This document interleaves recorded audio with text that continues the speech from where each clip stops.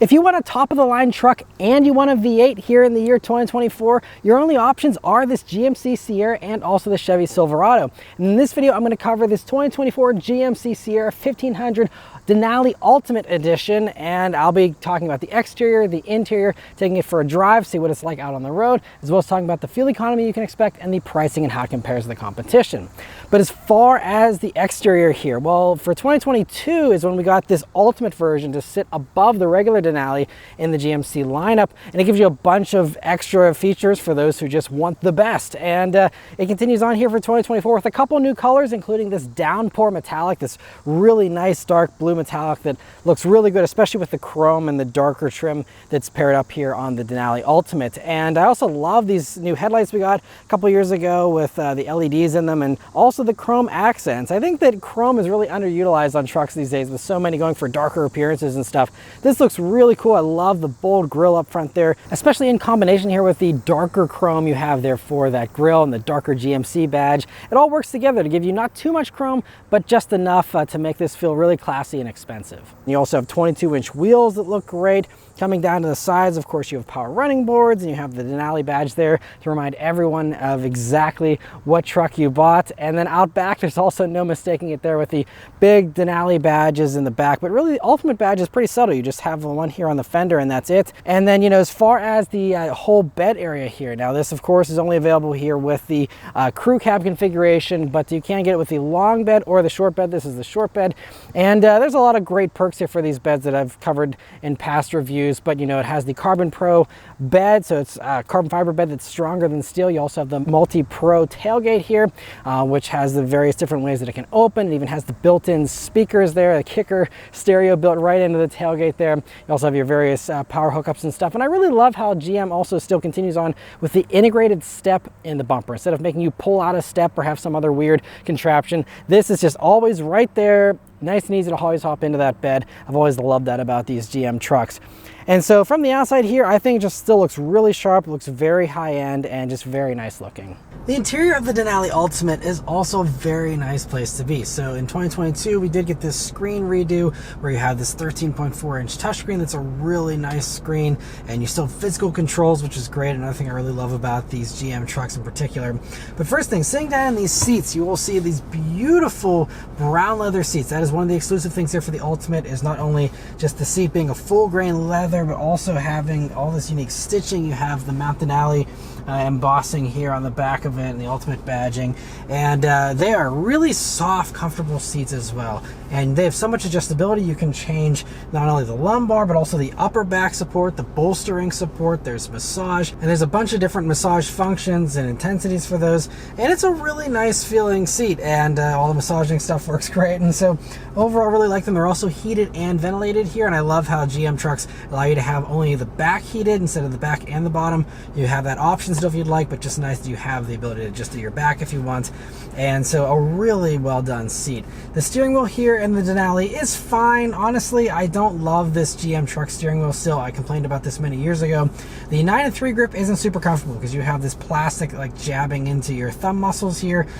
It's a minor nitpick. It's not a big deal, and especially with this truck being equipped with Super Cruise, you probably won't be doing a long hold on the steering wheel for hours on end if you are using Super Cruise anyway. But you know, just not in love with this wheel. The other thing is it's just plastic buttons, and even this trim here has a cool texture, but also is just plastic. And so, you know, you look at some of the competitors' steering wheels, which are a little more luxurious feeling for the same money, and so this just falls a little short. That's really the only part of this interior that isn't super impressive. The gauge cluster is great. It's a 12.3-inch digital gauge setup here, and I love how customizable it is. Not only do you have the nice high resolution for it, but you can change, you know, whatever you want in the middle, of course, but also the left pod and the right pod, and even what you have displayed on the bottom rung there. You can have it a little more simplified or have all the info you want. It's really nicely adjustable to be exactly the way you want it to be, and really well done gauges. I wish that more companies would make it this simple with the customization and the amount of options you have here. You also have a head-up display here, a 15-inch head-up display to be exact here, the standard on the Denali Ultimate. That's something you have to pay extra for on a regular Denali to get. One thing you can't get on a regular Denali that you only get here on the Ultimate is this Bose stereo. Surprisingly though, it's only 12 speakers, and in these days of, you know, these ballooning speaker counts, 12 speakers is a little underwhelming, I think. I mean, the stereo sounds pretty good. I have sampled it a lot this week. But, you know, just a lot of the others have really high-end stereos these days. Like Ram just debuted the new clipped stereo with 19 speakers.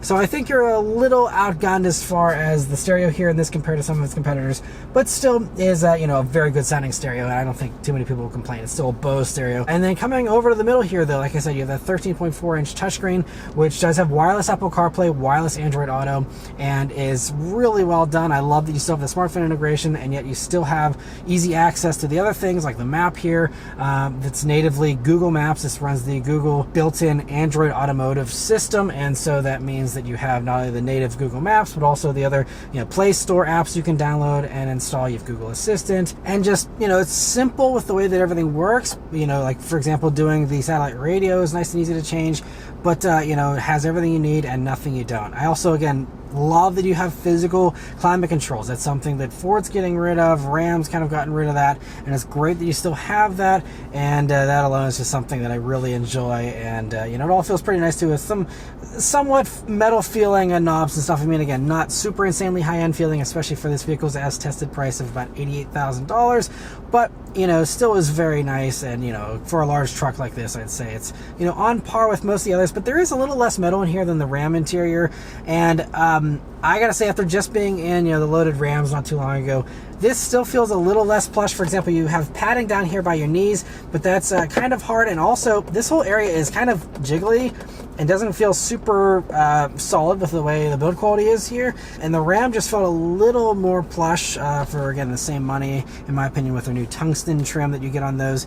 But otherwise, you know, as far as storage spaces goes, that's all pretty good in typical truck fashion. Nice large pockets in the doors here. You have a nice bin right in front of your shifter, your two cup holders, and a little key holder, as well as a wireless charging pad nicely hidden away into the center armrest here. You also have this center armrest, which is nice and softly padded, and you open it up and you will see a removable tray here, which has a few different areas, and then you also have a USB-A, USB-C, and a regular power outlet, and there's also another one of those USB-A and USB-C combos by your cup holders there. But then this whole center armrest, you know, has a nice deep cubby like you'd expect from a truck. And then moving on to the back seat there, you also will see it's, again, lots of space back there, of course, in a full-size truck standard. And then you also will see that you have more of those nice soft seats, and they are heated back there, and you have air vents back there as well, and power outlets, but they're not ventilated. That is another thing that Ram gives you in its top trim for, again, the same money. Cooled outboard second row seats. This doesn't have that, so again, a little less luxurious from a feature content standpoint. But you know, you have a nice full down center armrest, you have those little pockets in the seat back, which are cool, and also of course the storage under the seat when you flip it up. And another cool little area that's hidden away is on the passenger side of the dashboard here, where you see the very nice open pore wood, which is another exclusive thing here for the Denali Ultimate. Open pore wood that has the Denali engraving of the topographical features and also the coordinates for it there. But anyway, you open that up and you will see another nice little cubby in there. And so overall, this interior is still really good. I'd say that among trucks, you know, outside of the Ram, this is probably the most luxurious one in my opinion. And you know, it is a very, very nice interior. So if, again, you want that V8, you want the Super Cruise, you know, I'd say this interior is still well worth the money and still is going to be very, very nice. But let's start up and go for a drive. The GMC here just has a regular GMC key, nothing unique for the Denali or Denali Ultimate here, but still a fine GM key, you know, nothing special. But anyway, of course, it is keyless access, keyless entry, and push button start. So you just leave the key in your pocket, hit the engine start button, and it starts right up. All right, so setting off here in the GMC Sierra Denali Ultimate. So first thing you notice, well, we're seeing a thunderstorm rolling in here, so hopefully it doesn't get too crazy here for the review. But what I can say is, as far as the interior here, is it's nice and serene whenever you're driving around in this here, regardless of what's going on around you outside. So you know, you have a nice smooth ride here. You have magnetic ride control here on the Denali and the Denali Ultimates here, and it's gonna, you know, smooth things over. It's just adaptive dampers. You still have the leaf springs and the simpler rear suspension compared to the more advanced suspensions you get in some of the competitors, and even like the Ram offers an air suspension. And after spending a week and almost 150 miles behind the wheel of this vehicle, I can say that the ride isn't as smooth as the Ram. So the Ram is still my favorite from a ride quality standpoint. but the magnetic ride control certainly does help this out and is a nice perk to get here on these GMCs. Other things here to note, I love the throttle inputs and the brake inputs here on the GM trucks. It's just nice and responsive, especially with this V8. There's no, turbo spooling up or anything. It's just instant response from the V8. That is really nice to have. Brakes also really start to bite right towards the top of the pedal there and are nice and easy to be smooth with those still. And so, just really does everything you want it to do in a predictable fashion. There's no surprises or weirdness here as far as all that goes. But I'm going to go ahead and put it up into the sport drive mode, which it does have, which is cool. But let's turn down onto this back road here and see how it accelerates. And here we go. Instant response. And that V8, you're not going to hear that from any other competitors, at least as far as the top trucks go in this segment. But it's a good amount of power here. So it runs the 6.2 liter naturally aspirated V8 engine still, and that is the only V8 you can get here on these. On the regular Denali, you can go down to the 5.3 liter V8, but here for the Ultimate, it's only the 6.2. You can also get the 3 liter diesel engine though, if you'd like. That does a lot less horsepower, but gets a lot better fuel economy. So if you want to have an attempt at better fuel economy, the diesel's definitely gonna be the way to go there. But anyway, for the V8 here, you get 420 horsepower, 460 pound-feet of torque. And it is worth noting that the diesel does match this on torque. So you're only down on horsepower with that diesel. And the diesel is actually $1,000 less expensive as well. And it all runs through a 10-speed automatic transmission for all of these GMC Sierras. And so, a good amount of punch. Now, the important thing to note here, though, is that is not the most horsepower. Just because it's a V8, this is actually down on horsepower quite a bit compared to some of these 6-cylinder competitors. And actually, compared to all the other competitors, this has the least amount of power for its top truck compared to everything else. Even the EcoBoost hybrid version of the Ford F-150 does a little bit more horsepower, as does the Tundra and that Ram with its new inline 6 turbocharged engines. But again, if the main appeal is just having this V8 soundtrack, the predictable nature of a naturally aspirated V8 engine that's been proven, has a long track record, it doesn't really matter. This is still plenty fast for a truck. But moving on the power thing, we have some corners here. I'm still in sport mode, but again, we just had this rain I've been waiting out for the past few minutes here, and so I'm not going to be able to push this, but it's a full-size truck. I don't need to review it like a sports car anyway. But what I can say is that these are a little lighter than some of the other trucks, and this does feel to me like a little more agile, I would say, than like the Ram, for example.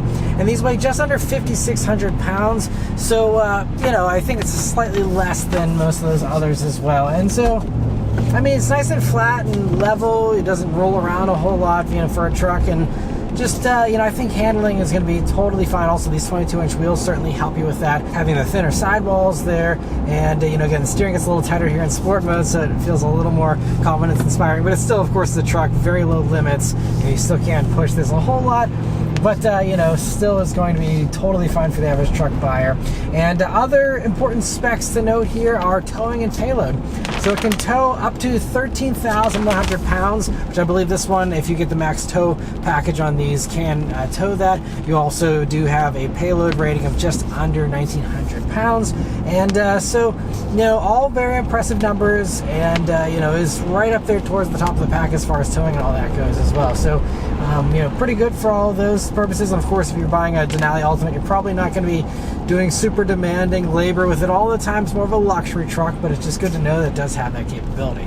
And now out on the highway here in the Denali Ultimate, it's a really smooth, quiet ride. It does feel really nice, and as you can see, I'm using Super Cruise right now, which is the one thing that outside of the Chevy, no one else can match. Now, Ford does have Blue Cruise, and Blue Cruise is, okay. It's, does do the hands-free thing as well. I'm just kind of babysitting Super Cruise here because we do have a truck right next to us. The road lines, as you can see, are a little hard to see because of the rain that we just had here.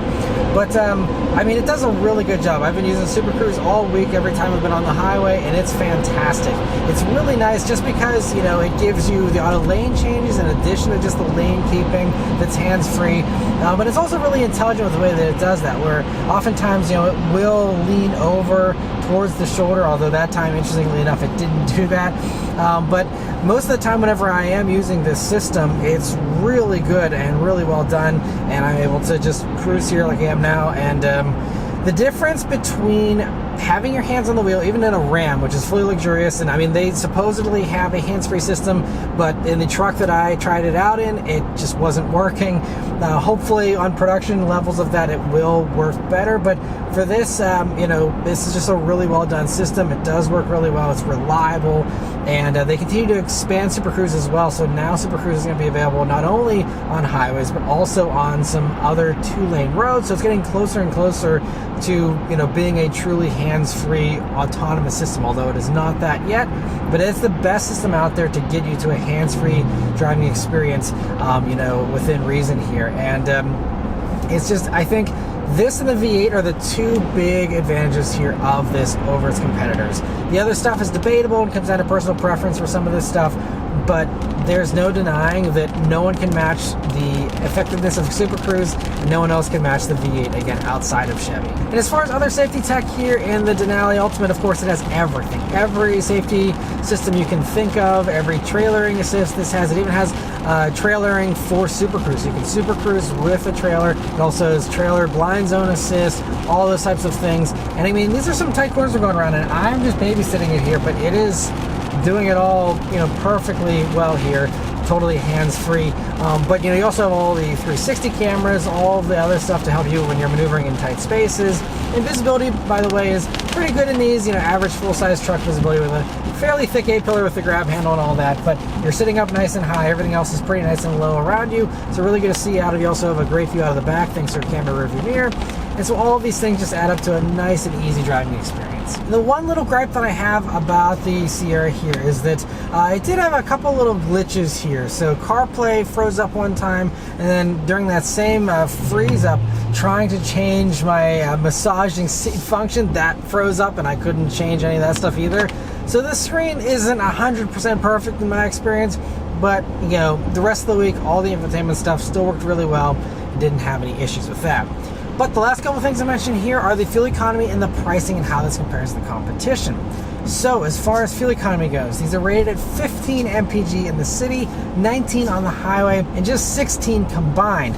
But surprisingly, with my driving, which was, I'd say, a good 50-50 split. I did a little more highway driving than my usual amount of driving, but wasn't a ton of highway driving, but I still ended up averaging about 17 mpg before I did all the idling to film this interior and waiting out this rainstorm and all that. But to be getting, a little bit better than the combined figure of 16 is surprising. I actually, was expecting to get a little bit less. So again, if you want the better fuel economy, definitely go for the diesel. I believe that does 23 combined, and I think on the highway you can potentially get up to 30 mpg with that diesel. So fuel economy is a focus of yours. You can still have all the same luxury just with a diesel engine, and that's definitely going to be the obvious choice if you do care about getting good efficiency.